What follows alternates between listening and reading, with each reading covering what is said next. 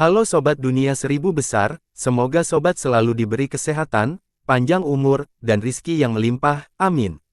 Sebelum masuk ke alur ceritanya, jangan lupa dukung channel ini ya dengan klik subscribe, like, komen, dan share, terima kasih. Mari kita lanjutkan perjalanan. Li Qiye butuh banyak usaha bagi Shen Xiaoshan untuk menyelesaikan mandi Li Qiye. Sebenarnya dia tidak pernah berani berpikir untuk melakukan tugas seperti itu di masa lalu. Meskipun sebelumnya dia dilanda rasa malu, dia akhirnya menjadi terbiasa. Sikap tenang Li Qiye mempengaruhi dirinya sendiri.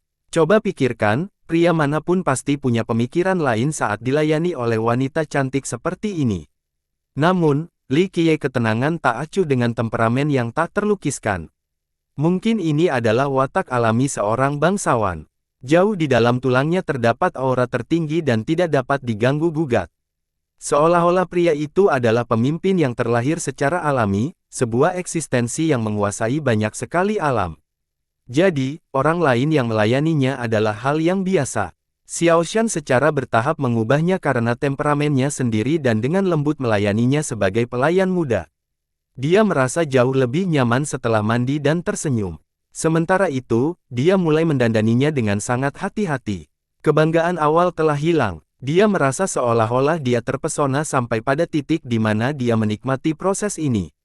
Dia memperbaiki kerahnya dan tidak bisa menahan diri untuk tidak melihatnya lagi. Penampilan umum yang dapat ditemukan di mana saja. Pujian terbaik yang pernah dia terima dalam hal penampilan adalah menyenangkan untuk dilihat. Namun, jika dilihat lebih dekat, temperamennya yang bebas dan pantang menyerah bahkan jika langit runtuh memberikan aura yang terus meningkat. Ketika seseorang melihat matanya, mereka akan menemukan bahwa sepasang mata biasa ini tak terduga seperti lautan. Mereka pasti akan ditelan ke dalam tanpa ada jalan keluar setelah tertarik. Saya menyadari karisma saya yang tak terbatas tetapi Anda tidak boleh menatap saya seperti itu tanpa berkedip. Kamu akan kelelahan dan ditambah lagi, jika kamu jatuh cinta padaku, kamu akan kehilangan waktu tidur dan nafsu makanmu. Kalau begitu, itu salahku. Li Qiye dengan santai berbicara dan menyela pengamatannya. Dia menjadi merah dari telinga ke telinga tetapi dia tidak membalas kali ini. Meskipun dia mungkin tidak menyukai komentar itu, dia tidak memiliki keberanian untuk melihatnya. Dia hanya bersantai dan duduk di kursi utama. Dia memantapkan dantiannya dan menenangkan pikirannya untuk akhirnya menyerap kekacauan dan kekuatan primordial. Pikiran Xiaoshan akhirnya kembali. Dia merasa hal itu terlalu berlebihan sebelumnya, kalah total dari pemuda ini meskipun dia adalah kakak pertama Sagupalem. Dia mendongak dan melihatnya bermeditasi. Hal ini mendorongnya untuk bertanya, apa yang kamu lakukan? Berkultivasi, tentu saja. Grand Dao terlalu lama untuk istirahat. Meski bermeditasi, dia tidak menutup matanya dan sepertinya siap. Kamu, apa? Hukum manfaat yang luar biasa dari apa ini? Dia menggoda setelah meliriknya. Meskipun ada beberapa perbedaan antara dunia ke-9 dan ke-3, masih ada persamaan. Terlepas dari hukum manfaatnya, para pembudidaya di sini ingin menyerap kekacauan dan energi primordial karena semuanya didasarkan pada hukum tersebut. Teknik rahasia lainnya memerlukan dukungan dari hukum prestasi. Seni pembalikan fana, yang paling cocok untuk manusia. Li Qiye berkata dengan tenang. Dia ingin membalas atas kekalahan sebelumnya. Oleh karena itu, dia tidak dapat menahan diri untuk tidak mengejeknya setelah mendengar tentang hukum yang diberikannya. Oh, bukankah Anda seorang guru, mengetahui segalanya dengan banyak buku yang dihafal di kepala Anda? Mengapa Anda mengembangkan sesuatu yang umum seperti mortal reversion? Dia langsung merasa menyesal setelah kata-kata itu keluar dan takut dia mungkin memberi isyarat terlalu kasar dan dia akan menjadi marah. Namun, harga dirinya tidak membuatnya menyerah begitu saja. Itu sebabnya dia terus memperhatikan dan dengan gugup menunggu jawaban. Li Qiye tidak marah dan tidak melontarkan balasan verbal. Dia hanya terkekeh dan menatap keluar jendela. Ini hanya membuatnya semakin menyesali pilihan kata-katanya. Dia akan merasa jauh lebih baik jika dia malah menegurnya. Sikap acuh tak acuh ini menanamkan rasa takut pada dirinya. Dia takut dia akan kehilangan sesuatu, dia akan meremehkannya. Dia kehilangan keinginannya untuk mengambil posisi tubuh dan menatap kakinya. Meski begitu, mata Li Qiye tetap terletak di luar jendela. Keheningannya memperkuat ketakutannya. Tiba-tiba, dia menjadi khawatir karena hidungnya gatal. Aku tidak bermaksud seperti itu tadi. Aku tidak meremehkanmu, ini salahku. Dia mendorong keberaniannya untuk meminta maaf secara diam-diam. Dia akhirnya mengakui kesalahannya meski tidak tahu apa yang dia lakukan.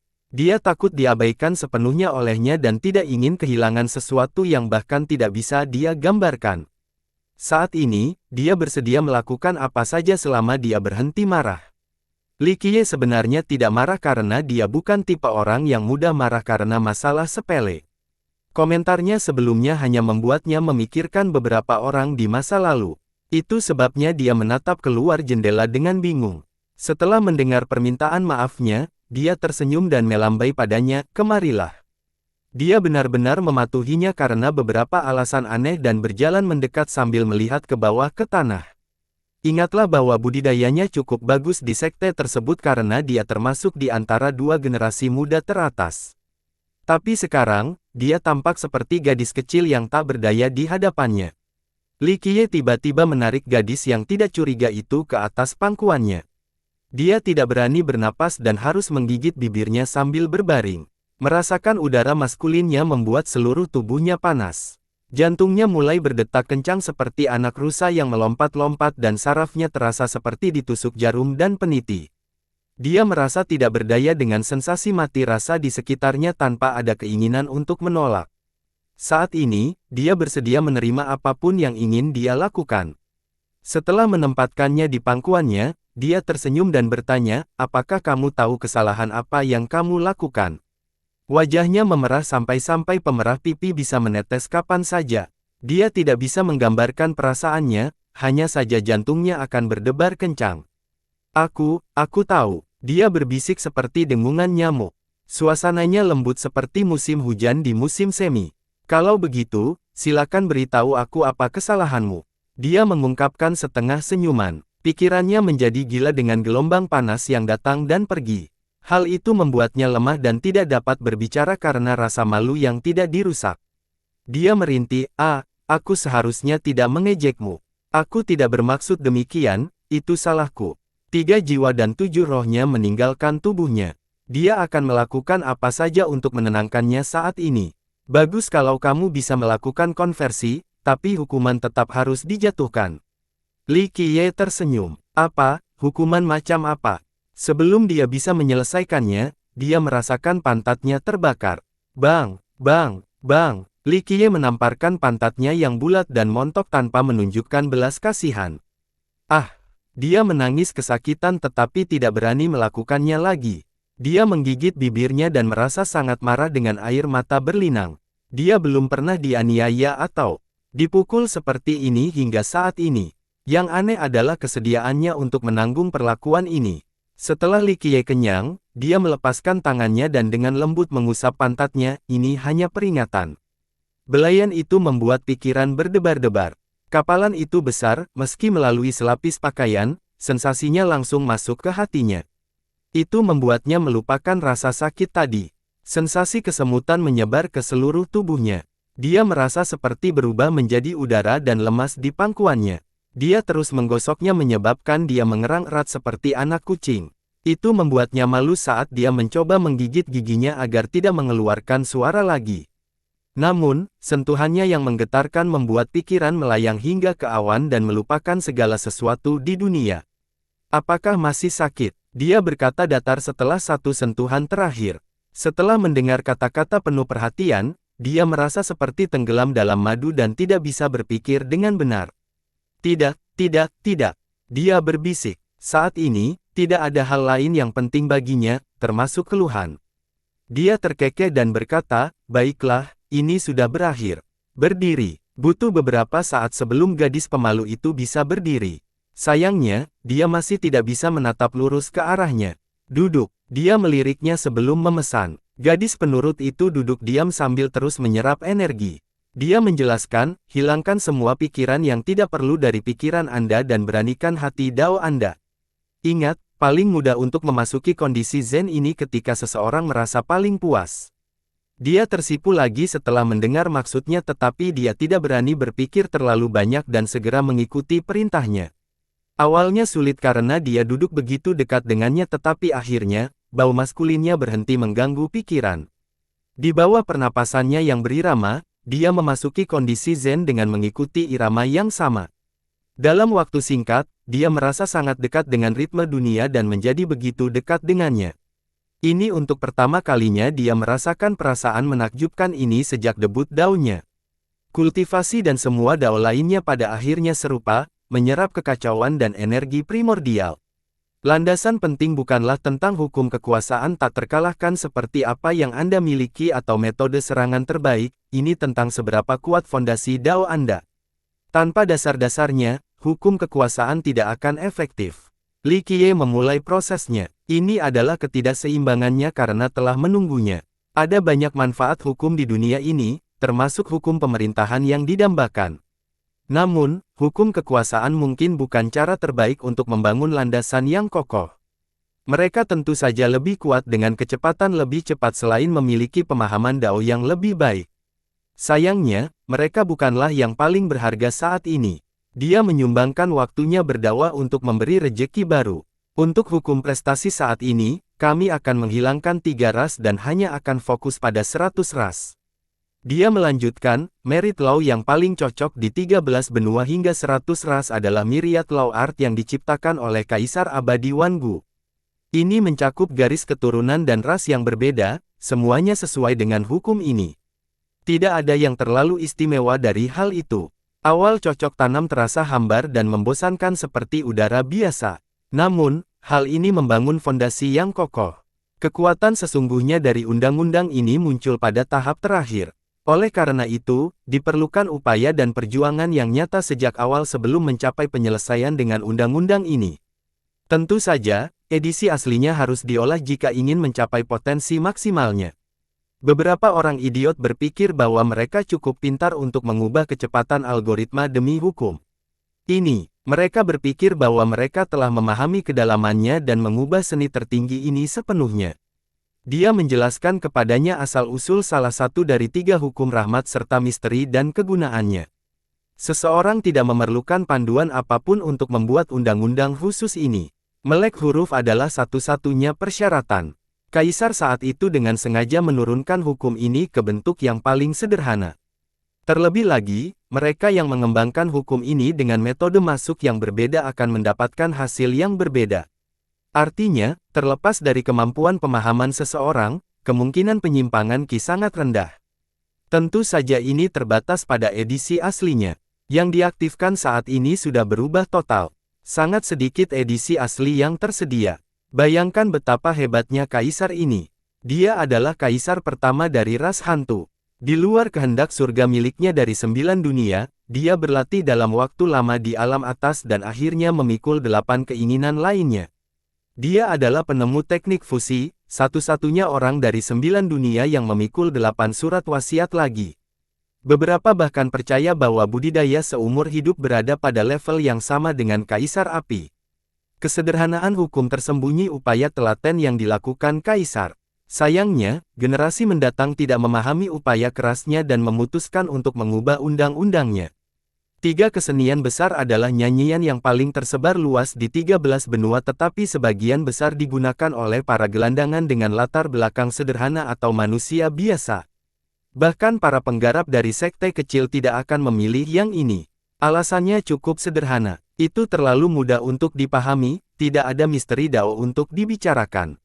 Apa arti bagi praktisi para praktisinya? Itu memahami tentang kedalaman Grand Dao untuk mencapai puncak. Jadi, ketika mereka memiliki waktu yang mudah untuk mengembangkan seni ini, orang-orang bahkan dari sekte kecil pun mulai meninggalkannya sepenuhnya. Semakin awal seseorang dapat memahami esensi dari Grand Dao, semakin awal mereka dapat mengembangkan hukum prestasi yang semakin hebat. Oleh karena itu, para murid dari garis keturunan leluhur secara alami ingin mengembangkan hukum kaisar mereka. Coba pikirkan, memulai dengan prestasi hukum dari kaisar berarti mendapatkan akses ke kedalaman Dao tertinggi.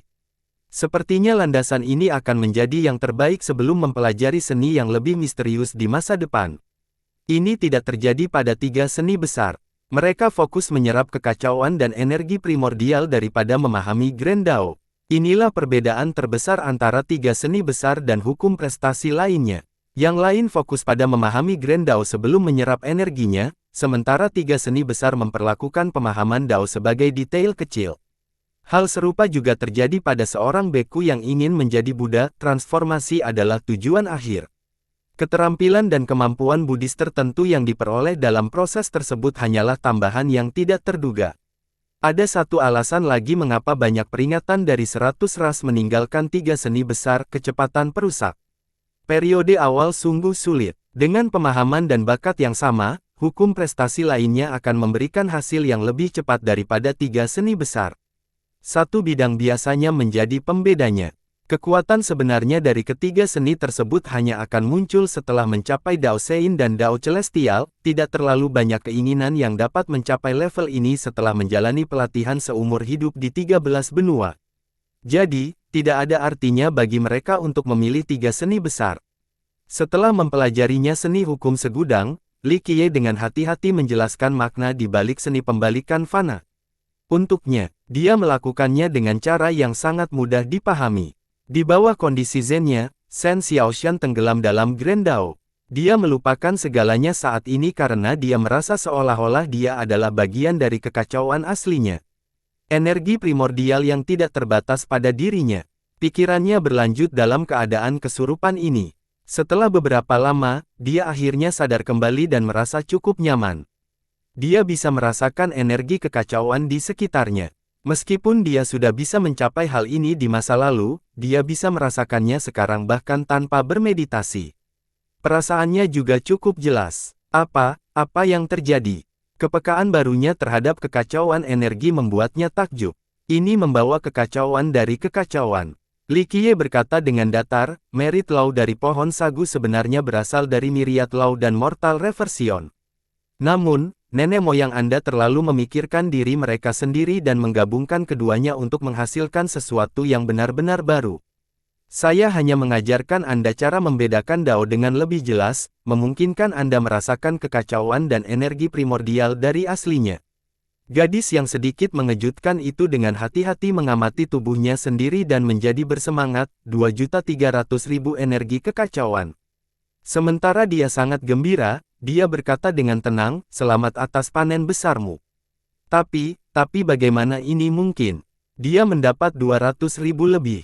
Sesi ini sama dengan 1 atau 2 tahun mengarahkannya. Dia tidak bisa mempercayainya. Itu karena kesadaranmu terhadap energi ini berada pada kondisi kacau. Sekarang, ia akhirnya terhubung dengan dunia sehingga semua energi mengalir deras ke dalam seperti udara yang mengalir melalui sungai. Li Qiye sama sekali tidak menganggap hal ini mengejutkan. Berbeda dengan sikapnya yang tenang, dia tetap gembira. Perlu diingat bahwa dia baru mencapai alam Dao Noble baru-baru ini dan hanya memiliki lebih dari 2 juta energi kekacauan. Majikannya menaruh harapan besar padanya dan percaya bahwa hanya dalam beberapa tahun lagi, dia akan melampauinya. Jika tren ini terus berlanjut, dia akan dapat mencapai Dao Monarch hanya dalam 2 tahun, tidaklah berlebihan untuk menyebut sebagai anak ajaib terbaik pada saat itu. Sistem budidaya di dunia kedua ini sangat mirip. Dunia sepertinya juga memiliki 17 alam. Pada tanggal 17, seseorang akan siap memikul kehendak surga untuk menjadi kaisar agung atau raja abadi. Dari terendah hingga tertinggi, mereka adalah Dao Das, Dao An, Dao Insect, Dao Serpent, Dao Tiger, Dao Child, Daoist, Dao Emissary, Dao Master, Dao Noble, Dao Monarch, Dao King, Dao Sovereign, Dao Sage, Dao Santo, Dao Surgawi, lalu Kaisar. Biasanya, alam ini ditentukan oleh jumlah energi kekacauan. Misalnya, seseorang membutuhkan 100 unit energi chaos untuk menerobos dari Dao Das ke Dao An.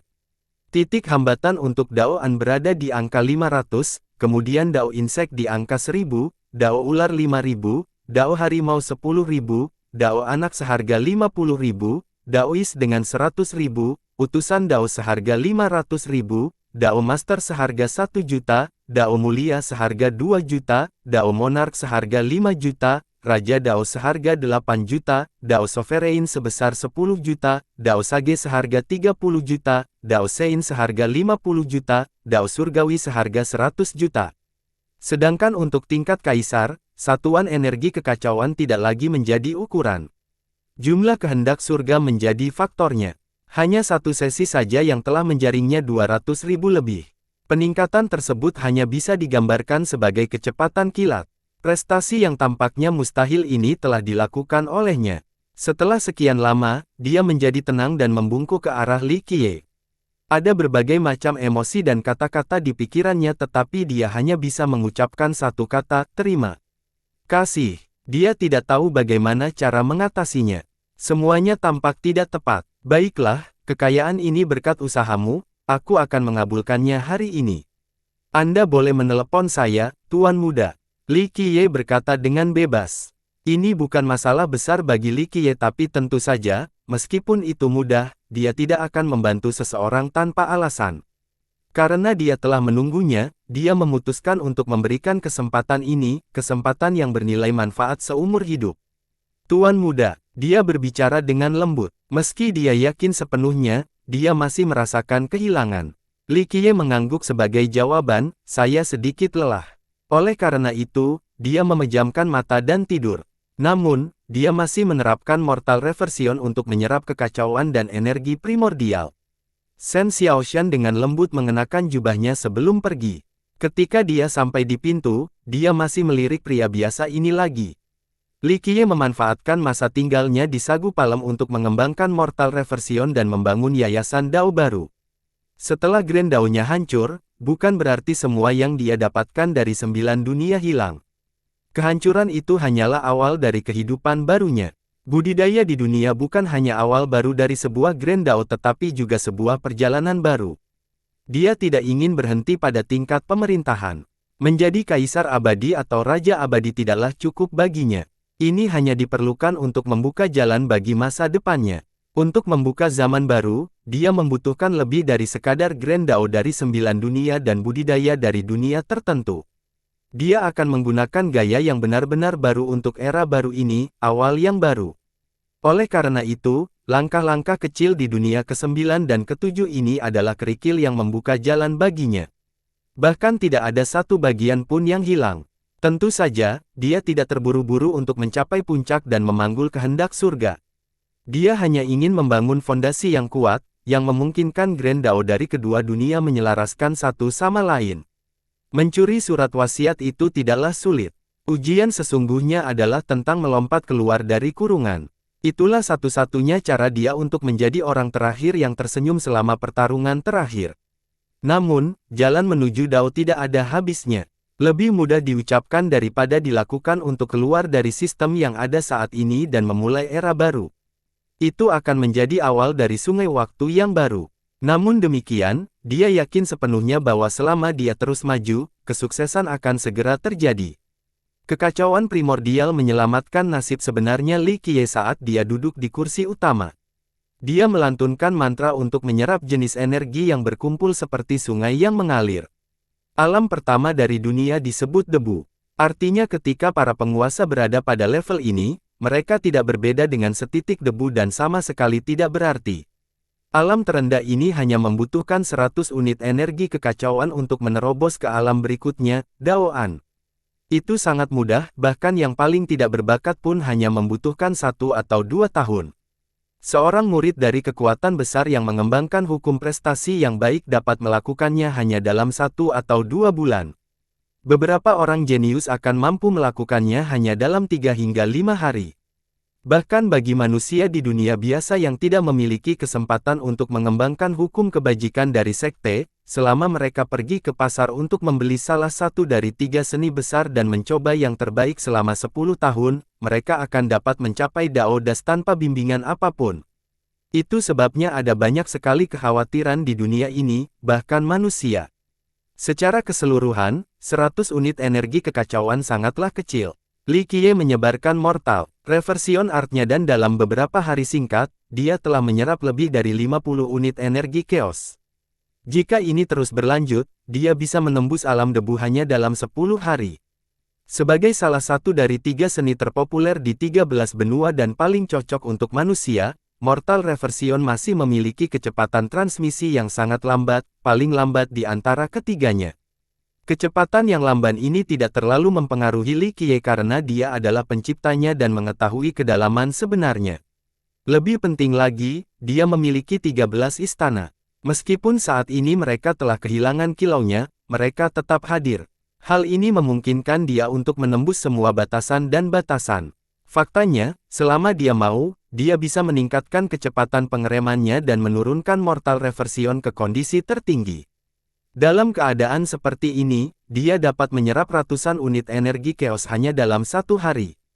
Sayangnya, ini bukan bagian dari rencana. Dia meluangkan waktu untuk memisahkan bagian energi ini dan hanya mengambil bagian yang paling murni. Dia menginginkan yang terbaik sehingga standarnya terlalu ketat. Tidak ada yang mengganggunya dalam 2 hari terakhir. Hanya Shen Xiaoshan yang datang untuk melayaninya sehingga dia kenyang dengan makanan dan pakaian. Satu-satunya orang yang suasana hatinya sedang buruk adalah He Chen. Dia tidak bisa menerima kakak seniornya menunggu di dunia fana sehingga dia memandang Li Qiye sebagai sesuatu yang merusak pemandangan. Namun, dia tidak berani menimbulkan masalah bagi Li Qiye karena perintah Tisu Weng. Pada hari ketiga, Weng kembali dan ingin berbicara dengan Li Qiye. Xiaoshan memperhatikan ini dan diam-diam memberi mereka ruang. Sikapnya mengejutkan Weng. Bagaimana mungkin dia tidak mengenal muridnya sendiri? Tapi sekarang, dia tampaknya telah berubah menjadi orang yang benar-benar berbeda, penurut dan perhatian. Tuan, Anda sungguh luar biasa. Murid saya ini selalu sombong dan sombong karena kurang pengalamannya. Namun hanya dalam 2 hari, dia mengikuti semua pesanan Anda. Sepertinya karismamu sangat menarik. Weng harus memuji. Li Qiye hanya tersenyum setelah mendengarnya. Dia bahkan bisa mengajar Kaisar Abadi, apalagi gadis seperti Shen Xiaoshan. Weng menggosok telapak tangan dan berkata, Tuan, saya telah berbicara dengan teman saya tentang ujian masuk di klan Jilin. Bolehkah saya bertanya kapan Anda siap berangkat? Kapan permainan kata-kata? Li Qiye berkata dengan santai. Dia siap untuk perjalanan ke klan. Tentu saja, bukan klan itu sendiri melainkan barang milik klan yang membuatnya tertarik. Bagus, aku akan menyiapkan semuanya untukmu. Weng menjadi bersemangat setelah mendengar nada percaya diri Li Qiye. Dia ingin memanfaatkan kemampuan Li Qiye. Jika Li Qiye bisa bersinar, itu akan sangat bermanfaat bagi sektenya di masa depan. Siapa yang bertanggung jawab atas pure saat ini? Masih klan Raja Perang. Li Qiye bertanya saat Weng hendak pergi. Orang tua itu menggaruk kepalanya sebagai jawaban, sebenarnya saya hanyalah karakter rendahan dan tidak memiliki akses ke informasi tingkat tinggi. Saat ini, tidak ada perlawanan sama sekali. Semua ras hidup bersama secara damai di Murni, ketiga ras tersebut tidak memiliki konflik berskala besar dengan 100 ras tersebut. Masih ada beberapa pertempuran kecil, tapi itu saja. Itu benar, para dewa dan kaisar tahu untuk bersembunyi setelah setiap ekspedisi sehingga akan ada masa damai. Li Qiye berkata perlahan. Makhluk tingkat tinggi ini sadar akan apa yang harus mereka hadapi sehingga mereka menjadi lebih pintar untuk menghindari eksekusi surgawi. Ya, setelah ekspedisi ke-6, tidak ada perang antar ras yang diumumkan.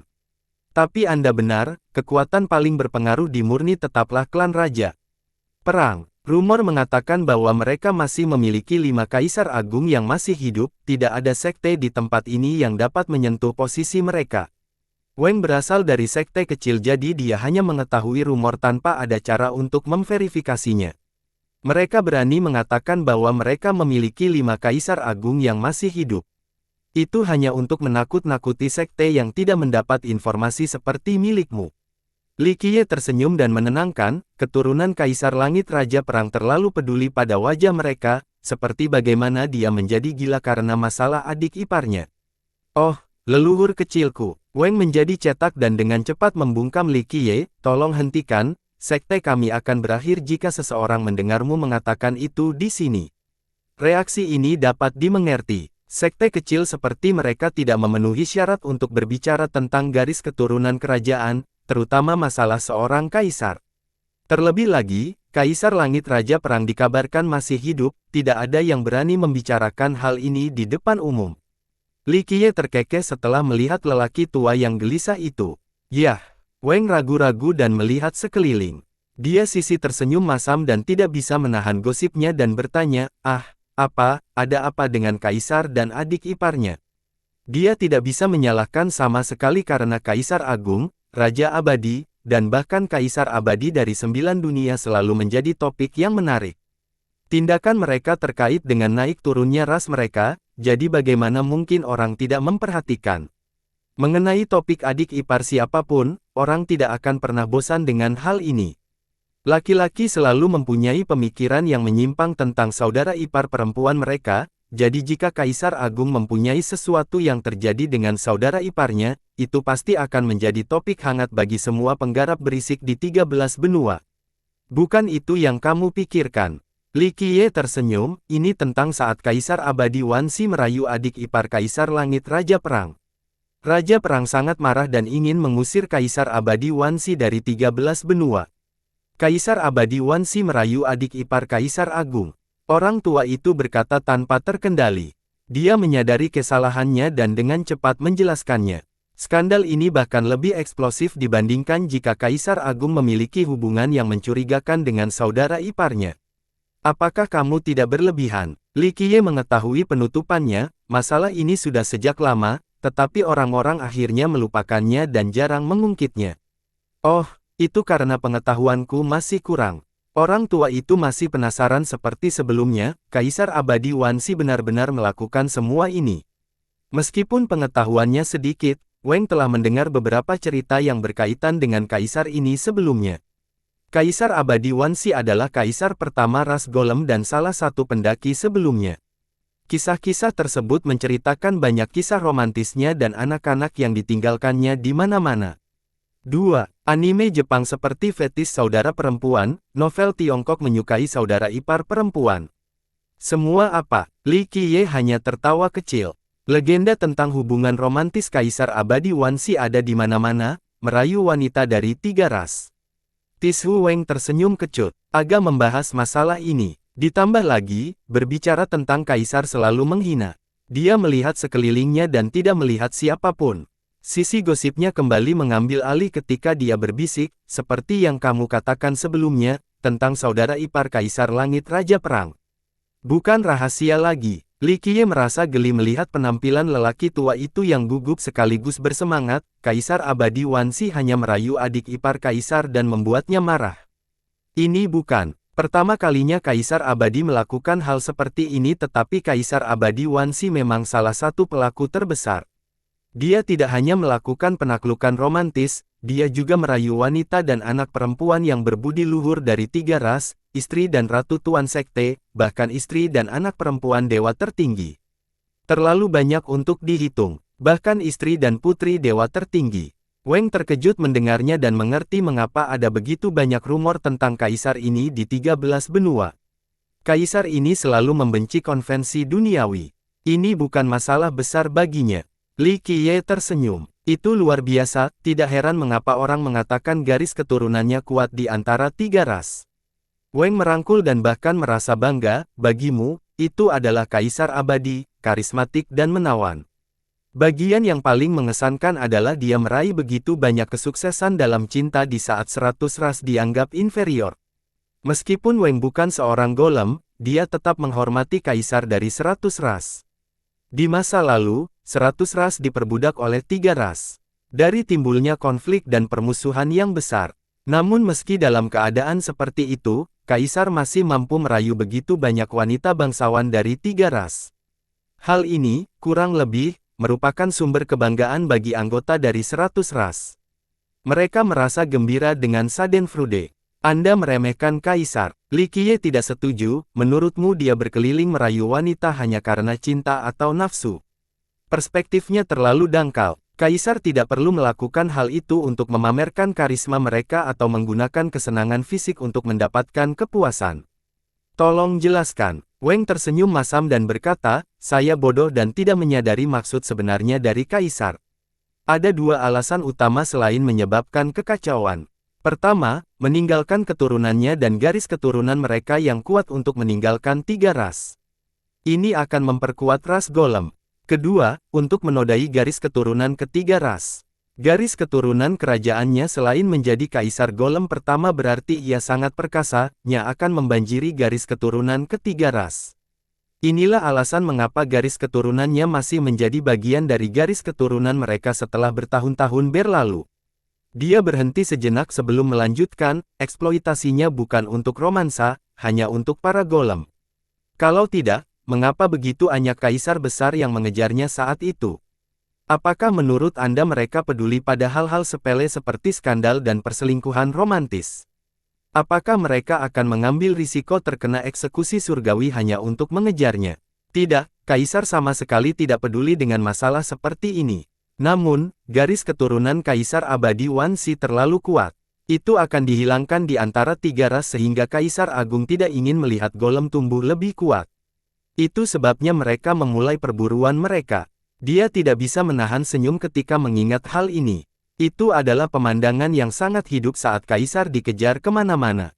Itu cukup terhormat, orang biasa seperti kami tidak bisa menandingi visinya. Wang berkata dengan kagum, eksploitasi romantis kaisar diturunkan ke generasi mendatang.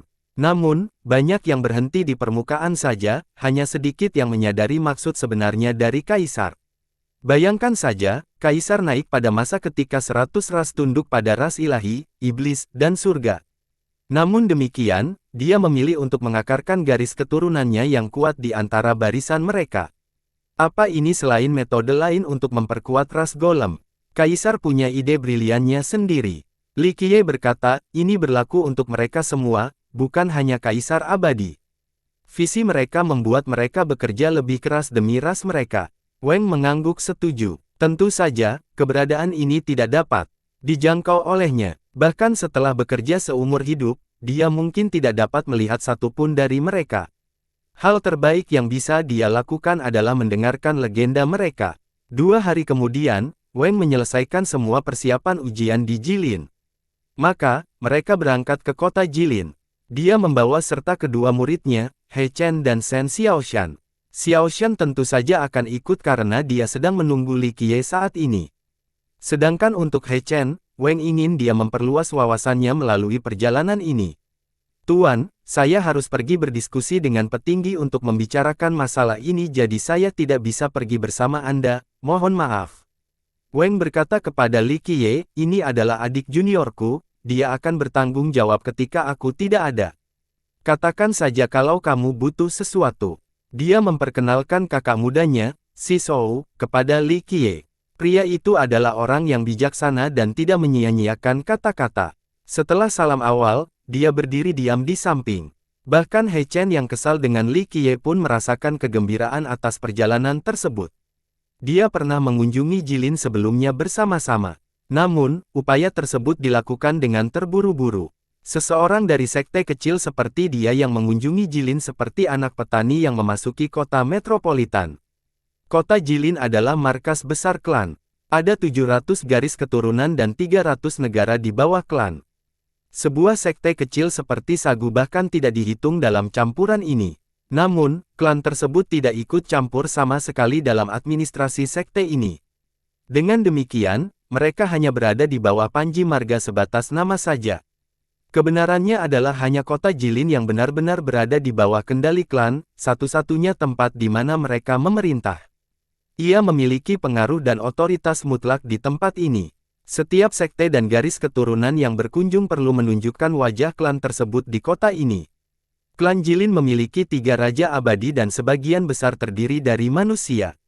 Itu diciptakan oleh Raja Abadi Jilin dan masih sangat mudah dibandingkan dengan garis keturunan kekuasaan dari 3 ras. Namun demikian, hal ini tidak menghalangi pengaruhnya di Pure. Lebih penting lagi, 2 raja abadi dari klan tersebut dikabarkan masih hidup, meski dalam keadaan terpencil. Hanya Nightfall Immortal Monarch yang pergi sejak dia berpartisipasi dalam ekspedisi ke-6. Raja kedua ini adalah alasan mengapa Jilin hampir tak tersentuh di Pure. Tentu saja, Nightfall Immortal Monarch juga berkontribusi dalam hal ini. Saat itu, dia memiliki 11 istana dan 11 surat wasiat, makhluk yang sangat dekat dengan level tertinggi. Semua kaisar lain di generasinya bukanlah tandingannya. Kekuatannya, sampai batas tertentu, meningkatkan pengaruh dan prestise klannya. Si Shou membawa Shen Xiaoxian dan He Chen ke kota Jilin bersama Li Qiye. Menatap kota raksasa ini dari kejauhan merupakan pengalaman yang mengharukan. Kota yang cukup besar ini dibangun di dalam hutan yang luas dan memiliki tembok menjulang tinggi yang terbuat dari logam berharga yang memancarkan kilau dingin. Tembok yang tidak dapat ditembus ini melindungi kota dari binatang buas di luar. Berbeda dengan hutan lebat, kota ini sangat ramai. Itu memiliki perbukitan dan paviliun yang dibangun bersebelahan. Jalan beraspal batu menuju ke lembah dan pegunungan, dihubungkan oleh banyak jembatan.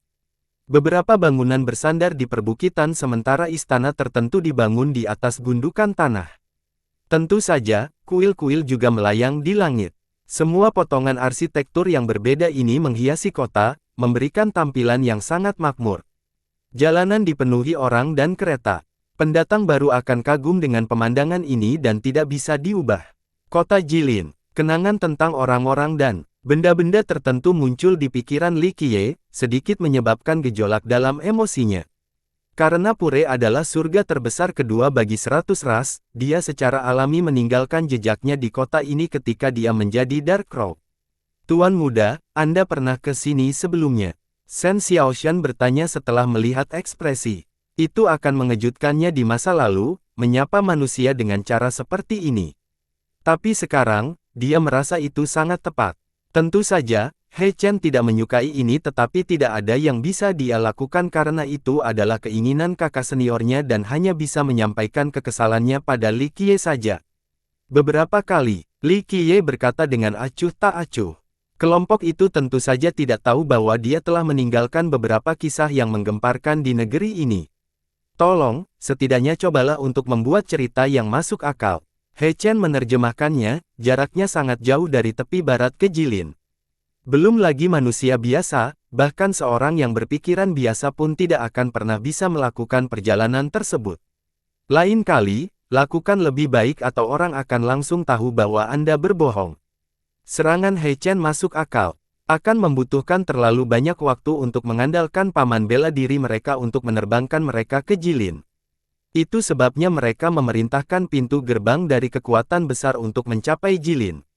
Jika tidak, perjalanan ini akan memakan waktu lebih lama. Adik laki-laki, jangan berbicara seperti ini. Shen Xiaoshan tidak lagi meragukan Li Qiye. Dia membela diri, dia adalah seorang sarjana yang berpengetahuan luas dan akan memenangkan hati banyak negara besar. Saya yakin mereka akan memerintahkan gerbang mereka kepadanya. Siapa yang percaya ini? Manusia fana dipandang tinggi oleh kekuatan besar. Lebih mudah diucapkan daripada dilakukan. He Chen merasa kepercayaan kakak seniornya pada Li Qiye benar-benar luar biasa. Itu karena dia tidak bisa terus dekat dengan Li Qiye dan lebih sering berinteraksi dengannya. Ada ketidaksadaran sehingga dia menganggap sikap hormat dari saudara-saudaranya itu aneh. Namun, hal terbaik yang bisa dia lakukan untuk melawan Li Qiye adalah berbicara karena instruksi server. Tentu saja, Li Qiye tidak peduli sama sekali dan hanya tertawa kecil sebagai penjelasannya. Kami akan mencari tempat tinggal di kota terlebih dahulu dan menunggu kakak senior bertemu dengan kami. Meskipun sifat Sisou pendiam, para junior tetap menghormatinya sehingga setelah komentarnya, He Chen berhenti berdebat dengan kakak seniornya. Saat kelompok itu masuk, mereka bisa merasakan kemakmuran Jilin. Pemandangan yang ramai ini benar-benar dapat memikat banyak ahli. Para penggarap dari sekte yang lebih kecil bahkan akan lupa jalan pulang. Faktanya, sejak masa lalu, banyak kekhawatiran yang membuat mereka terpengaruh oleh daya tarik kehidupan. Sejak saat itu, mereka tersesat di dalam kumparan dan tidak pernah meningkatkan budidaya mereka, meski ini bukan pertama dan kedua anak muda yang mengunjungi Jilin, kota megah ini tetap membuat mereka penasaran saat melihat sekelilingnya. Shen Xiaoshan jauh lebih pendiam, sebagai seorang perempuan, tidak seperti He Chen, tidak ada kebanggaan atau sikap, lelaki itu melihat sekeliling seperti anak desa yang baru pertama kali mengunjungi kota. Sisou jauh lebih baik dalam hal ini karena dia lebih sering berada di sini daripada juniornya. Ditambah lagi, di usianya yang sekarang, dia sudah dewasa dalam berperilaku. Tentu saja, hal itu tidak berlangsung lama karena ia juga tertarik dengan pernak-pernik dan harta karun tertentu di sepanjang jalan. Bertentangan dengan tiga lainnya, Li Qiye makhluk fana dalam kelompok jauh lebih menyendiri. Dia berjalan dengan bebas karena kota ini bukanlah hal baru baginya. Dia telah melihat kota-kota yang lebih besar dan lebih tua. Si Shou akhirnya membawa mereka ke halaman kecil di hotel biasa. Tentu saja ada hotel yang lebih mewah di kota ini tetapi Sagu tidak mampu membeli kemewahan seperti itu. Sekalipun mereka mampu dalam hal uang, hal itu akan menunjukkan terlalu banyak kesombongan dan kurangnya kesopanan. Jadi, rata-rata hotel seperti ini sangat cocok untuk mereka. Ayo kita lihat keluar. Setelah mandi sebentar, Li Qiye memberitahu Shen Xiaoshan yang sedang menunggunya.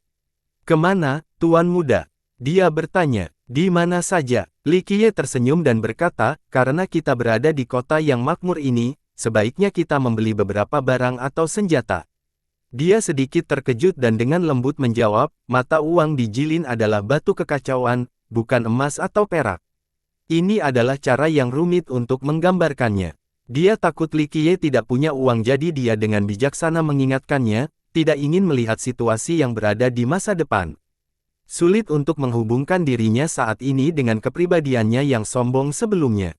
Aku tahu, aku tidak punya batu kekacauan, tapi tidak apa-apa, aku bisa mendapatkan apapun yang kuinginkan di Pure. Li Qiye tentu saja memahaminya. Ini Jilin yang sedang kita bicarakan. Dia setelah berpikir terkejut dengan penjelasannya. Begitu dia sadar kembali, Li Qiye sudah berada di luar jadi dia mengejar. Sementara itu, He Chen juga ingin sekali berjalan-jalan. Namun, kali ini mereka datang untuk memeriksa Li Qiye. Tanpa izin dari seniornya, dia tidak berani pergi sendiri sehingga dia cukup senang melihat Li Qiye keluar. Dia langsung mengikutinya tanpa mempedulikan pendapat Li Qiye. Si Shou juga harus mengikuti. Tanggung jawabnya adalah melindungi Li Qiye sehingga dia tidak berani membiarkan orang itu pergi sendirian. Dia tidak akan bisa menjawab kakak seniornya jika terjadi sesuatu. Li Qiye memimpin kelompok itu berkeliling jalan. Dia melihat sekelilingnya dengan santai seolah tidak ada tujuan yang sama sekali. Tentu saja, dia mencari tempat tertentu sambil memeriksa barang lainnya. Mungkin akan ada harta karun atau artefak penting di sepanjang jalan. Sayangnya, hanya sedikit benda yang bisa dilihatnya saat ini. Jadi di sepanjang jalan, dia melihat banyak barang bagus tapi itu tidak cukup membuatnya tertarik. Di sisi lain, He Chen bersenang-senang. Bahkan Shen Xiaoshan yang pendiam pun diculik setelah melihat beberapa harta karun dipajang di pedagang kecil. Sayangnya, bahkan kakak senior di sekte kecil seperti pohon sagu tidak mempunyai uang belanja sebanyak itu. Jumlahnya sangat sedikit jika dibandingkan dengan murid-murid dari kekuatan besar. Ayo, semuanya. Coba lihat janin dao pemberian surga yang diambil dari bangkai burung bangau abadi, sangat cocok untuk dijadikan pisau bulan sabit.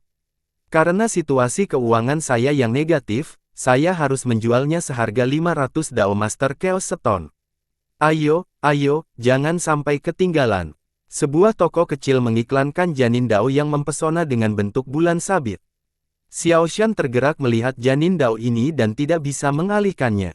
Ditambah lagi, dia pasti mampu membeli 500 batu kekacauan dengan kualitas khusus ini. Peri, apakah kamu ingin membelinya? Ini adalah kesempatan sekali seumur hidup. Pedagang itu cukup cerdas dan langsung menyadari ketertarikannya. Li Qiye langsung menariknya kembali dan menatap ke arah pedagang itu dan berkata, keterampilan menirumu terlalu kejam. Lain kali, jangan menyemprotkan terlalu banyak bubuk halus ke batu, memasukkannya saja sudah cukup. Itu terlalu terang, mereka yang telah melihat dao janin memberi surga akan langsung mengetahui bahwa itu palsu. Pedagang ekspresi itu berubah saat dia mundur satu langkah. Kedua anak muda itu juga terkejut. Bahkan si Shou pun merasakan hal yang sama karena dia tidak tahu kalau batu itu palsu. Reaksi pedagang itu bertahan sepenuhnya. Namun, dia melihat ke arah Li Qiye dan melihat bahwa pria itu tidak memiliki kekuatan untuk dibicarakan. Dia menjadi lebih berani dan mencibir, manusia bodoh, berani mengoceh omong kosong hari ini dan menodai reputasi emasku. Jika kalian semua tidak memberikan jawaban yang tepat, jangan berpikir untuk pergi. Sikapnya membuat si Shou khawatir. Dia tidak ingin menimbulkan masalah di wilayah klan Jilin.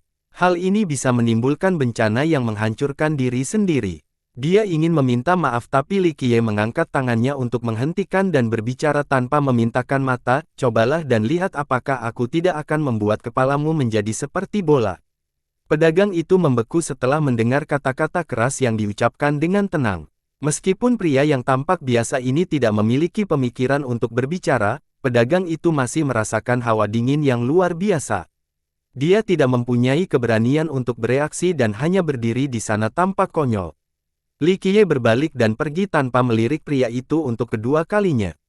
Shen Xiaoshan mengejar dan berbisik pelan, "Terima kasih.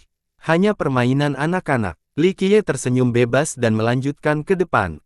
Pada saat yang sama, He Chen menatap pedagang yang membatu itu dengan rasa ingin tahu karena dia tidak begitu mengerti apa yang terjadi sebelumnya. Si Shou melirik ke arah pedagang itu sebelum diam-diam mengikuti Li Qiye dengan kepala dimiringkan sambil merenung. Kelompok itu berjalan-jalan sebentar secara acak sebelum mereka sampai ke sebuah toko kecil yang terletak di jalan yang tidak mencolok. Tidak ada yang akan memperhatikan toko khusus ini dengan tanda kayu yang tergantung di atas pintunya. Itu longgar dan bengkok setelah bertahun-tahun. Anehnya, toko jenis ini memiliki nama yang cukup mendominasi. Kata-kata, "Kabinet Kekaisaran," terukir di papan itu. Kaligrafi yang kuat ini dibuat dengan ahli, jelas merupakan hasil karya seorang master. Di sudut kanan atas setiap kata ada tutup kecil berbentuk burung gagak, tidak ada seorang pun yang benar-benar melihatnya tanpa memberikan perhatian yang besar. Li Qiye tersenyum setelah membaca tanda itu lalu membawa kelompok itu masuk. Setelah masuk, rombongan menemukan bahwa toko kecil ini sebenarnya tidak terlalu kecil. Itu seukuran ruangan meskipun pintu masuknya kecil. Sayangnya, kontennya sama sekali tidak cocok dengan nama dominannya. Ada banyak barang di dalamnya, beberapa tumpukan batu di sini dan tumpukan kayu kering di sana. Di sudut lain ada banyak barang rumah tangga. Singkatnya, ini sama sekali tidak terlihat seperti toko, hanya tumpukan sampah. Semuanya dengan santainya terlempar ke tanah di atas satu sama lain tanpa pengelolaan apapun. Ada seorang penjaga toko tua di dalam. Matanya tua dan buram, saat ini, dia sedang mencoba memasang jarum untuk memperbaiki jubah katunnya yang usang, itu membutuhkan perhatian penuhnya. Li Qiye tidak mengganggunya dan hanya menonton dengan kedua tangan di belakang punggungnya seolah-olah sedang menonton pertunjukan seni. He Chen masih terlalu muda dan tidak bisa diam. Dia berjalan berkeliling, melihat dan menyentuh segala sesuatu yang menurutnya menarik. Shen Xiaoshan berdiri diam di samping Li Qiye sambil mengamati penjaga toko tua itu. Dia penasaran mengapa dia memilih toko bobrok ini. Apa yang menarik perhatiannya? Meskipun Li Qiye sebenarnya adalah seorang manusia biasa, dia menyadar pengetahuan dan kebijaksanaannya serta menghormatinya. Si Shou juga menatap tapi targetnya adalah Li Qiye. Pria itu menimbulkan banyak pertanyaan di benakku. Dia perlahan-lahan mengerti mengapa kakak seniornya begitu menghormati. Makhluk fana, hanya sikap tenang dan sabar pria itu saja yang luar biasa. Setelah sekian lama, pemilik toko akhirnya memindahkan benang tersebut melalui lubang tersebut. Hal ini sepertinya sangat melegakan ketika dia menghela nafas dan akhirnya memperhatikan pelanggan yang menunggu. "Maaf sudah menunggu lama, semuanya." Dia tersenyum ramah, mata tua sudah tidak bagus lagi sekarang, tidak bisa berbuat apa-apa dengan benar. "Bolehkah saya bertanya apa yang kalian semua cari? Menggadaikan harta karun atau membeli artefak? Kamu bisa melakukannya di sini." Xiaoshan melihat sekelilingnya lagi setelah mendengar ini. Barang-barang yang berserakan di tanah lebih menyerupai sampah daripada harta karun. "Ya, kami adil dan bereputasi baik di sini." Orang tua itu tersenyum sebagai tanggapan. "Berapa harga botol ini?" He Chen yang mengembara menemukan botol giok di bawah meja. Dia meniup debunya dan berpikir cukup lucu. Semakin dia melihatnya, semakin dia menyukainya sehingga dia bertanya untuk membelinya. Dalam pikirannya, tidak ada apapun di toko ini yang bernilai uang sehingga dia pasti mampu membelinya. "Ah, bangsawan muda, kamu cukup tertarik. Botol ini berasal dari benua emas, barang antik. Jika Anda menyukainya, maka itu akan menjadi 50 juta Dao Sage Chaos Stone." Penjaga toko menjawab, 50 juta Dao Sage Chaos Stone." He Chen bergidik setelah mendengar ini dengan cengkeraman yang longgar. Botol itu jatuh karena ketakutannya tetapi dia bereaksi cukup cepat dan menangkapnya tepat waktu. "Penjaga toko, apakah kamu bingung? Botol ini bernilai 50 juta batu kekacauan." He Chen tergagap. Ini adalah angka yang tidak terbayangkan. Belum lagi dia, bahkan sektenya tidak dapat menghasilkan hanya satu batu Dao Sage Chaos. Sedangkan untuk 50 juta batu, menjual sektenya tidak akan menghasilkan jumlah sebesar itu. Harga setinggi langit ini tentu saja membuatnya takut. Dia memegang botol itu erat-erat agar tidak jatuh dan pecah. Itu keterlaluan. Xiaoshan juga menganggap harganya tidak terbayangkan. Reputasi sangat penting bagi kami tidak berbohong kepada pelanggan. Penjaga toko tersenyum. Diukir dari batu giok panas paling langka di benua emas yang diproduksi oleh klan Qian, sebuah karya yang sempurna. Perajin telah menyempurnakan tekniknya dari Heaven Rache dan menggunakan vitalitas untuk mewujudkannya setidaknya selama 30.000 tahun. Terlebih lagi, pemilik vitalitas ini memiliki salah satu dari 3 garis keturunan nenek moyang dari ras surga. Hal ini, pada gilirannya, memberi botol itu kemampuan untuk menekan dewa dan iblis. Li Qiye meliriknya dan mulai menjelaskan, sekarang sudah cukup tua, sedikit sebelum atau sesudah Emperor Hun. Jadi, 50 juta batu keos memang harga yang pantas. Jika ini adalah toko atau rumah lelang yang lebih besar, mungkin bisa dijual hingga 70 juta batu keos. Rombongan tersebut tentu kaget. Mereka tidak tahu apakah Li Qiye mengatakan yang sebenarnya atau tidak sehingga mereka menatap penjaga toko untuk verifikasi. Orang tua itu juga bertanya-tanya. Dia merapikan jubahnya sebelum menangkupkannya ke arah Li Qiye. Saya memiliki mata namun tidak dapat melihat Gunung Tai. Tuan, Anda sangat berpengetahuan, hanya perlu sekilas untuk memahami semuanya. Ini adalah kemampuan yang sangat langka. He Chen berdiri di sana dengan mulut ternganga. Li Qiye benar sekali dengan penjelasannya yang halus. Mungkinkah berpengetahuan orang ini untuk langsung mengenali botol giok ini?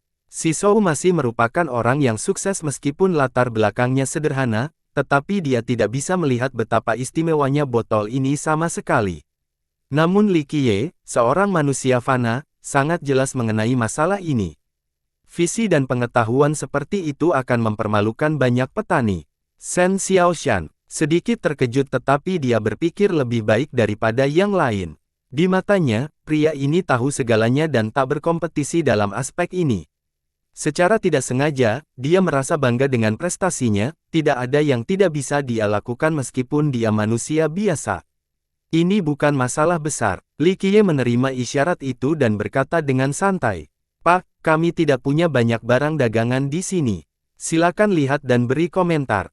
Penjaga toko mengundang. Sementara itu, He Chen kembali dari membayangkannya dan dengan hati-hati mengembalikan botol itu ke posisi semula. Dia tidak bisa mengisyaratkan lebih lembut karena dia tidak ingin merusaknya. Sebelumnya, dia menyentuh semua yang ada di tempat ini. Mengingat hal ini membuat tubuhnya merinding. Jika dia telah merusak sesuatu sebelumnya, tidak ada cara untuk membayarnya kembali bahkan dengan menjual seluruh pohon sagu. Penjaga toko mengajak Li Qiye berkeliling untuk menilai barang-barangnya, tetapi Li Qiye tampaknya tidak terlalu terkesan. Si Shou dan Xiaoshan berada tepat di belakangnya. Mereka melakukannya dengan sangat hati-hati agar tidak merusak apapun karena barang-barang tersebut bisa bernilai jutaan batu. He Chen yang ketakutan bahkan lebih berhati-hati dan hampir berjingkrak-jingkrak. Bahkan jika dia 10 kali lebih berani, dia tidak akan berani menyentuh benda apapun yang berserakan di tanah. Bagaimana jika ternyata itu adalah harta yang tak ternilai harganya? Tuan, apa pendapat Anda tentang batu merah tua ini? Penjaga toko sesekali mengambil 1 atau 2 barang, ada pula yang tergeletak di tanah dan meja. Semua barang di sini tertutup debu dan sarang laba-laba. Jika bukan karena komentar Li Qiye sebelumnya, tak seorang pun akan berpikir bahwa toko ini memiliki barang dagangan yang sangat berharga. Para pemilik toko hanya memilih barang-barang terbaik untuk dilihat Li Qiye. Namun, harta karun apa yang belum pernah dilihat Li Qiye sebelumnya? Oleh karena itu, ia hanya dengan santai tersenyum atau berkomentar singkat pada item yang diberikan. Hal yang sama juga terjadi pada batu ini. Dia hanya berkata, batu dewa berwarna merah tua dari tambang di tempat pemakaman ilahi. Itu berharga tapi jauh lebih rendah dibandingkan dengan batu iblis bermata merah. Tampaknya barang-barang milik penjaga toko tidak cukup untuk membuat Li Qiye terkesan. Bagaimana dengan cabang lama ini? Berikutnya adalah bagian kayu hitam pekat yang tampak seperti logam, menutupi beberapa lubang yang dikunyah serangga. Kayu melonjak yang sudah lama dipakai, banyak kaisar menyukai kursi yang terbuat dari bahan ini. Namun keuntungannya bergantung pada berapa banyak lubang yang dimakan ulat sutera Phoenix. Jumlah milikmu di sini terlalu sedikit, jadi nilainya tidak terlalu besar. Li Qiye memberikan penilaian cepat. Dia tidak mengulas sebagian besar item tersebut. Bahkan ketika dia melakukannya, itu hanya satu atau dua pernyataan. Meski begitu, ini lebih dari cukup untuk mengejutkan kelompok tersebut. Tempat pemakaman ilahi dan ulat sutera Phoenix. Ini adalah benda-benda yang hanya ada di legenda, tetapi benda-benda itu ada di depan mata semua orang saat ini. Tidak dalam mimpi mereka mengharapkan toko kecil ini memiliki begitu banyak harta karun yang menakjubkan. Sungguh tak terduga. Sayangnya, Li Qiye bahkan tidak ingin melirik beberapa di antaranya. Sikapnya mengejutkan kelompok itu lebih dari apapun. Biasanya, mereka tidak akan pernah bisa melakukan kontak dengan harta karun ini sama sekali, tapi sekarang, Li Qiye memperlakukan mereka seperti sampah. Kejadian mendominasikah hal ini? Si Shou benar-benar tersentuh saat ini. Dia benar-benar yakin dengan kebijaksanaan kakak seniornya, tidak heran mengapa lelaki itu begitu tunduk pada makhluk fana ini. Karunia ilmiah seperti itu akan dihargai di negara besar manapun. Pada awalnya, He Chen kesal pada Li Qiye, tetapi sekarang, dia menatap Li Qiye seolah-olah sedang melihat setan. Dia benar-benar tidak tahu bagaimana manusia yang tidak jauh lebih tua darinya ini memiliki begitu banyak pengetahuan. Dia merasa bahwa orang ini sebenarnya adalah iblis dan bahkan ingin memotong tengkoraknya untuk melihat apakah otaknya berbeda dari otak orang lain. Biasanya, dia sangat percaya diri dengan bakatnya. Dia belajar dan memahami banyak hal dengan cukup cepat, tetapi dia merasa rendah diri dibandingkan dengan makhluk fana ini. Pengetahuan Li Qiye seluas lautan, sedangkan pengetahuannya hanyalah kumpulan udara. Sementara itu, penilaian Li Qiye begitu menarik dan memesona di mata Shen Xiaoshan. Mata berbinar saat menatapnya. Dia merasa tidak ada hal lain di dunia ini yang lebih menawan dari cendekiawan di masa depan ini. Akhirnya, mereka berhenti di depan lemari kecil yang penuh debu dan melihat barang di dalamnya. Entah sudah berapa lama lemari ini terakhir dirawat. Hanya ada satu barang di dalamnya. Di seluruh toko, ini adalah satu-satunya barang yang disimpan dengan benar, sementara yang lain dibuang begitu saja. Itu tidak ternoda bahkan oleh setitik debu pun, seolah-olah seseorang telah membersihkannya secara teratur. Ini cukup untuk menunjukkan nilai setelah mempertimbangkan bagian toko lainnya. Ketika Li Qiye berhenti di sini, 3 orang lainnya juga berhenti di belakangnya untuk menatap benda itu. Itu bukanlah sesuatu yang istimewa, hanya bongkahan perunggu tua yang pecah dari mangkuk. Ukurannya kira-kira sebesar telapak tangan dan memiliki tepian yang tua dan tidak rata, yang menunjukkan usianya. Yang ketiga tidak tahu mengapa perunggu kecil ini dianggap berharga. Namun mereka tidak berani meremehkannya karena mereka sadar toko ini luar biasa. Mengapa harta karun ini berharga? He Chen muda tidak mau bertanya kepada penjaga toko karena Li Qiye terus mengawasi tanpa berbicara. Ini adalah harta warisan klan kami. Hal ini telah diwariskan dari generasi ke generasi. Penjaga toko menjelaskan dengan nada hormat, ia memiliki posisi yang tak tergantikan di klan kami. Kelompok itu tergerak setelah mendengar ini. Sepotong perunggu ini jelas merupakan harta karun yang luar biasa. Apakah itu milik seorang kaisar? He Chen akhirnya bertanya, tidak dapat memahaminya. Penjaga toko tersenyum, ini bukan milik seorang kaisar tetapi sesuatu yang lebih baik, tidak seorang pun dapat memiliki harta ini karena itu merupakan kekayaan tertinggi. Di luar kaisar, seseorang yang bisa memahaminya akan menjadi bakat yang luar biasa seperti naga sejati yang terbang di cakrawala. Jawaban ini hanya membuat kelompok itu semakin gatal karena penasaran. Bagi klanmu, nilai dari harta karun ini bukan pada dirinya sendiri, bukan pada materinya, melainkan pada cerita di baliknya dan penciptanya. Li Qiye yang selama ini menatap benda itu akhirnya berkomentar sambil menghela nafas. Tuan, bagaimana Anda mengetahui hal ini? Penjaga toko itu terhuyung dan menatap Li Qiye dengan tidak percaya. Tak seorang pun di luar klannya harus menyadari hal ini. Tidak ada yang saya tidak tahu. Li Qiye berkata dengan datar, Imperial Clash selalu ada di sini sebagai simbol, sama seperti kabinet kekaisaran. Matanya melayang ke kejauhan setelahnya. Siapa yang tahu apa yang dia pikirkan? Sisanya saling bertukar pandang karena kebingungan. Mereka tidak tahu apa yang dia bicarakan. Tentu saja, hanya pemilik toko tua yang memahami cerita di dalamnya. Berderak. Saat ini, pintu toko terbuka dan beberapa orang masuk. Seorang anak muda memimpin. Dia kuat dan penuh energi, menunjukkan budidaya yang baik. Jubah mewah yang dia kenakan menunjukkan bahwa dia berasal dari latar belakang bangsawan. Murid kelima di belakangnya juga terlihat cukup kuat dengan mata tajam mereka. Kelompok Sisou mengubah ekspresi mereka. Shen Xiaoshan menunduk ke tanah, tidak ingin dikenal. Namun, semuanya sudah terlambat. Pandangan para pemuda tertuju pada mereka. Mungkin merekalah sasarannya datang ke sini.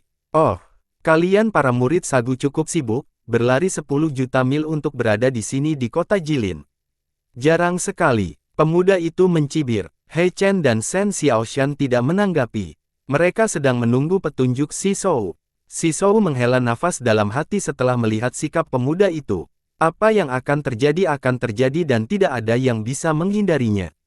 Majikannya paling tidak mencerminkan hal ini tetapi tidak ada lagi yang bisa mereka lakukan. Dia maju ke depan dengan kepala menunduk dan dengan penuh hormat berkata, "Mohon maaf atas penghentian upacara kami karena kami tidak tahu Anda ada di sini, Adipati Liang. Si tua, ini bukan tepi barat, tidak perlu melakukan hal seperti ini." Pemuda itu dengan angkuh mencibir. Namanya Liang Yiheng, seorang adipati dari tepi barat. Dia adalah orang kepercayaan putra mahkota tepi barat sehingga dia mempunyai peran bergengsi di sana. Sedangkan Sagu hanyalah sebuah sekte kecil. Hanya satu duke saja sudah cukup untuk membuat sekte mereka kehabisan nafas. Sisou tidak berani mengatakan apapun dengan nada mengejek. Orang ini adalah Dao Monark dan jauh lebih kuat darinya. Hanya pakar dan pemimpin sekte terkuat mereka, Tishu Weng, yang mungkin bisa menandinginya. Tidak ada kekurangan ahli yang setingkat dengan Liang Yiheng di tepi barat. Oleh karena itu, mudah bagi negara ini untuk menghancurkan pohon sagu. Saya mendengar Master Sekte Anda sangat sibuk akhir-akhir ini, berkeliling untuk membangun hubungan. Ekspresi pemuda itu berubah menjadi sangat dingin. Sisou bergidik setelah mendengar ini. Para penentang jelas datang untuk masalah ini. Tampaknya tepi barat mempunyai perhatian pada mana-mana. Bahkan sehelai daun pun yang berterbangan di dalam wilayah mereka tidak bisa lepas dari pandangan mereka. Duke, kurang tepat. Kakak senior hanya akan bertemu dengan beberapa teman lama karena usianya semakin bertambah dan takut dia tidak dapat berjanji untuk tinggal ketika waktunya habis. Sisou dengan cepat menjawab. Tishu Weng berusaha bertemu orang-orang untuk naik ke klan Jilin. Ini adalah sesuatu yang tidak ingin dilihat oleh tepi barat. Mengapa mereka membiarkan orang lain tidur di tempat tidur mereka? Oleh karena itu, mereka mulai memberikan tekanan pada Sagu. Tentu saja mereka harus berhati-hati karena tidak tahu apakah Sagu berhasil atau tidak. Karena itu, rombongan Liang Yiheng datang ke Jilin untuk melakukan pengintaian. Di sisi lain, Weng dan sektenya menginginkan sebuah invasi atau mereka akan selalu menghadapi risiko pemusnahan oleh tepi barat. Terlebih lagi, itu akan menjadi kematian yang diam-diam, tidak ada yang mau repot-repot bertanya tentang hal itu. Ini adalah krisis eksistensial yang perlu diatasi oleh Weng. Benarkah? Yiheng berkata dengan dingin, dia memang sudah tua dan waktunya tidak banyak lagi. Kembalilah dan bujuk dia untuk bersiap-siap mengatur pemakamannya sehingga anak-anaknya dapat mengantarnya pergi dengan baik. Kilatan mematikan muncul di matanya. Sisou, Shen Xiaoshan, dan He Chen terkejut. Ini merupakan ancaman yang terang-terangan dan merupakan kebenaran. Jika diberi kesempatan yang tepat, tepi barat pasti akan mencoba membunuh Tishu Weng. Ah, Duke, kamu cukup lucu. Sisou tidak ingin memikirkan topik ini dan melambai pada Xiaoshan dan He Chen, ayo, sapa Duke. Keduanya harus datang dan membungkuk meskipun mereka tidak mau. Yiheng tidak repot-repot melihat ke arah He Chen. Dia menatap Xiaoshan, dan berkata, si tua, sekte Anda sama sekali tidak pintar, apakah Anda menunggu yang mulia, putra mahkota, bertanya. Nona Shen seharusnya sudah dibawa ke yang mulia sejak lama. Baiklah, aku akan menggantikannya karena dia juga ada di sini di Jilin. Dia tidak memiliki pembantu untuk menunggunya, jadi biarkan Nona Shen datang untuk menunggunya. Dia juga bisa menghangatkan tempat tidurnya dan jika dia cukup beruntung, Yang Mulia akan memberinya 1 malam. Yiheng mencibir lagi. Yang ketiga terkejut dengan hal-hal vulgar seperti itu, terutama Shen Xiaoshan. Dia menjadi merah karena marah. Suara membaik. Tiba-tiba, sebuah botol giok terbang tepat ke wajah Yi Heng. Namun, dia menyelimuti lengan bajunya dan menjatuhkan botol itu ke tanah hingga berkeping-keping. Botol 50 juta. He Chen berteriak kaget. Mereka melihat ke arah datangnya dan menyadari bahwa pelemparnya adalah Li Qiye. Kelompok itu menjadi beku dan tidak bisa mendapatkan kembali akalnya. Semuanya sudah berakhir, bencana akan datang.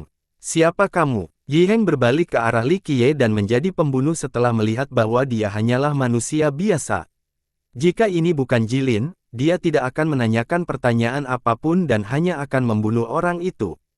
Li Qiye berkata datar dengan pandangan meremehkan, menyingkirlah dari pandanganku sebelum aku menjadi marah atau aku akan meremukkan kepalamu hingga hancur. Bodoh. Yi Heng sangat marah. Dia masih menjadi adipati di tepi barat. Bahkan kelompok Sisou harus menghormatinya, tetapi sekarang, manusia fana berani memperlakukannya dengan penghinaan seperti itu. Pergi, patahkan kakinya dan seret dia ke sini agar aku bisa menghancurkannya. Yi Heng berteriak pada murid-murid di belakangnya. Binatang kecil, kaulah yang mencari kematian karena memprovokasi adipati kami. Para murid dengan agresif menyingsingkan lengan baju mereka, siap melumpuhkan Li Qiye. Hati-hati. Shen Xiaoshan dan yang lainnya merasa ngeri.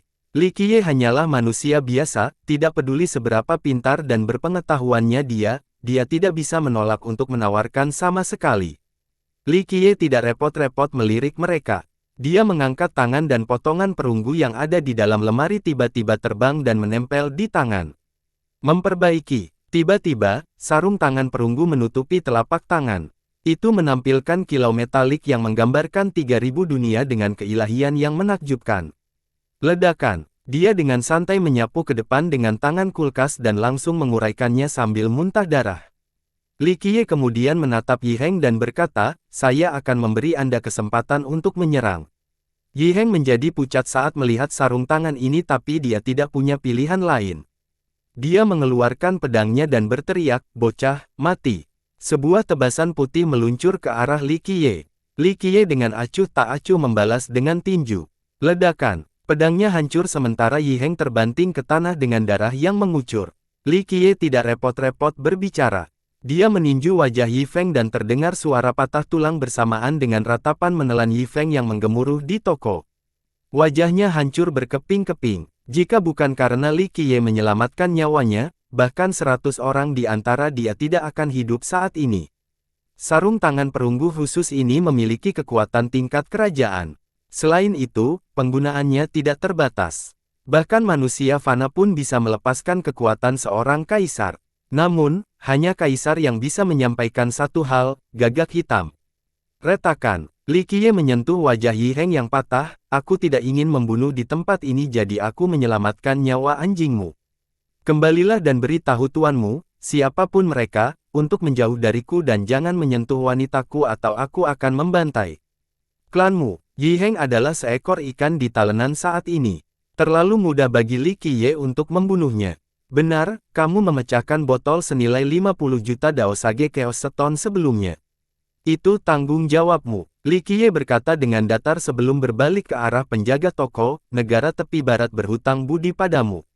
Jika mereka tidak mau membayar, gunakan kekerasan. Bahkan, penjaga toko pun terpana melihat Imperial Clash di tangan Li Qiye karena legenda abadi dan mistis di klannya. Enyahlah. Li Qiye menendang Yi Feng ke tepi jalan, tidak lagi mempedulikan masalah ini.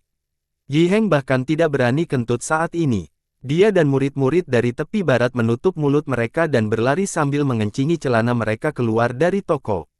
Li Qiye kemudian mengangkat tangannya ke arah Shen Xiaoshan. Dia mengeluarkan sapu tangan untuknya sambil merasa sangat bingung. Dia menyeka darah di tangannya dengan sangat hati-hati seolah-olah dia sedang membekukan kekasihnya. Pada akhirnya, dia menghela napas dan berkata, Kaisar tidak membutuhkan barang ini sementara mereka yang memaksa tidak dapat menggunakannya. Oleh karena itu, benda ini hanya dapat dibiarkan di sini untuk dilihat orang, tetapi hanya sedikit orang yang dapat menyadari manfaatnya. Suara dentang terdengar dan Imperial Clash jatuh dari tangan. Benda itu kembali menjadi potongan perunggu dan dikembalikan ke lemari seolah-olah tidak terjadi apa-apa. Shen Xiaoshan dan dua lainnya tidak bisa langsung mengumpulkan akalnya.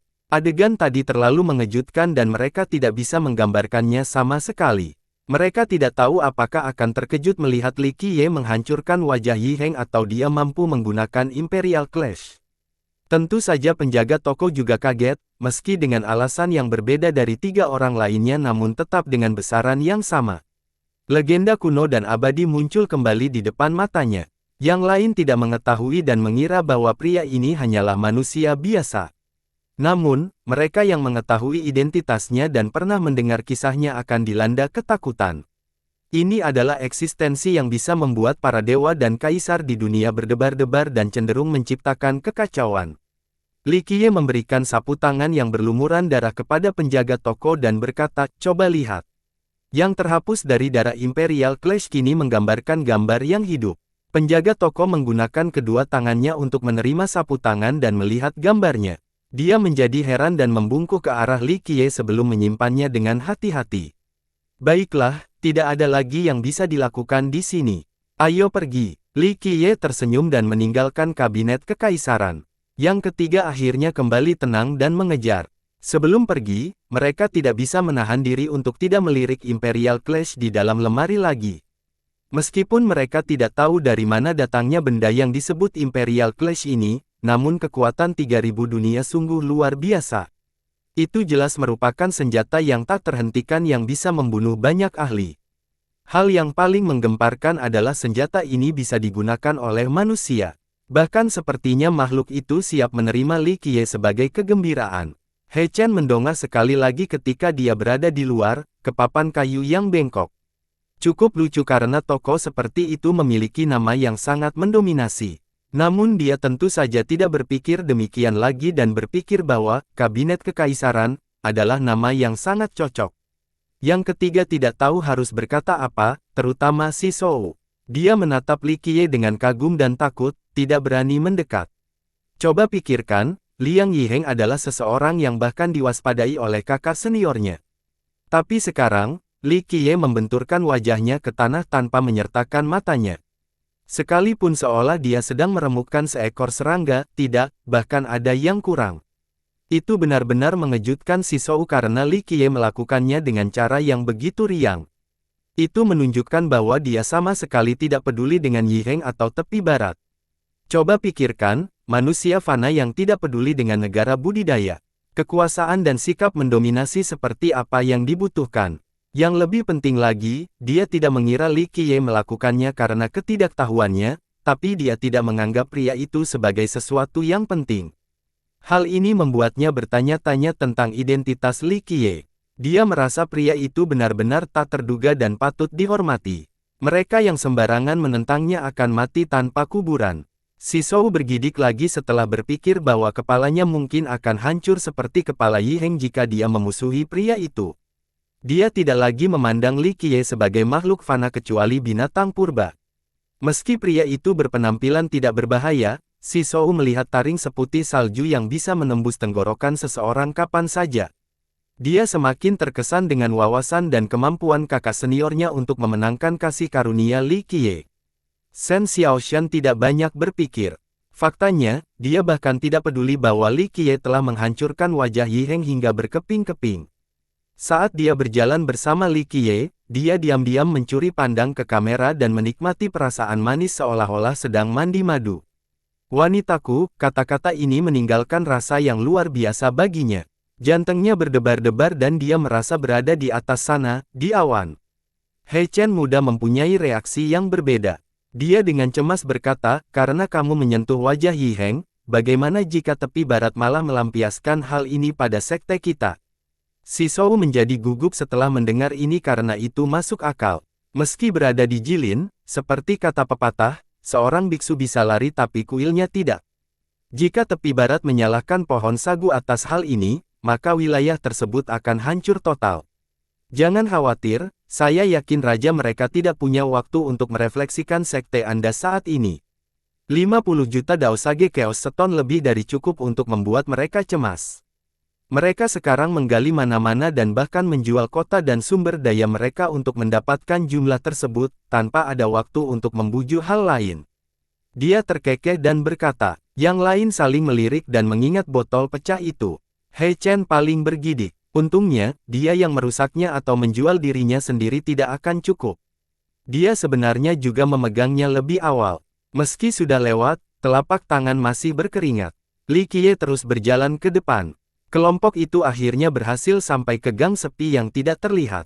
Oke, waktunya berhenti sekarang. Li Qiye berbalik dan berkata. Kelompok Sisou terkejut dan juga berbalik. Saat ini, mereka melihat seseorang mengikuti tepat di belakang mereka. Pria itu pasti sudah membuntuti mereka selama ini. Sisou memikirkan hal-hal lain sepanjang waktu jadi dia tidak memperhatikan. Sementara itu, He Chen dan Shen Xiaoshan terlalu tidak berpengalaman untuk mengingat apapun. Kamu cukup waspada, bukan sekarang. Setelah terekspos, orang tersebut berjalan, menampakkan dirinya sebagai pelayan karena seragamnya.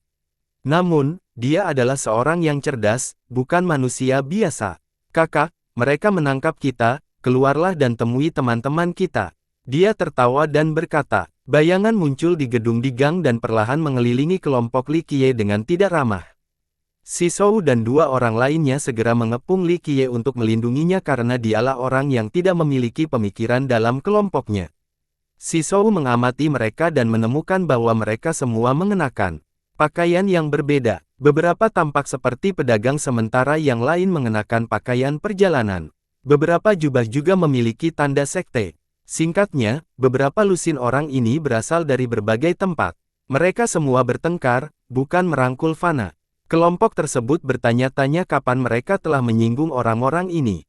Baiklah, aku tidak punya waktu untuk berbicara kosong dengan kalian para huligan, keluarkan bosmu. Li Qiye dengan santai berkata sambil dikepung. Bos, itu dia. Lusinan orang itu memberi jalan bagi seorang pemuda dan seorang pria untuk berjalan maju. Pria itu menunjuk ke arah Li Qiye dan berkata, Sisou mengenali pria ini. Pedagang itulah yang tadi menjual barang palsu di jalan. Mereka telah melupakan masalah ini dan tidak mengira bahwa masalah akan timbul dari pertukaran kecil itu. Orang yang dipanggil bos oleh pedagang itu adalah seorang pemuda. Dia tampak baru berusia sekitar 17 atau 18 tahun dan bertubuh agak pendek. Dia mengenakan jubah besar untuk menyembunyikan yang gemuk. Ini tampak seperti seorang pengusaha sukses, terutama matanya, yang tampaknya mampu menemukan kesepakatan dimanapun dia memandang. Bersambung.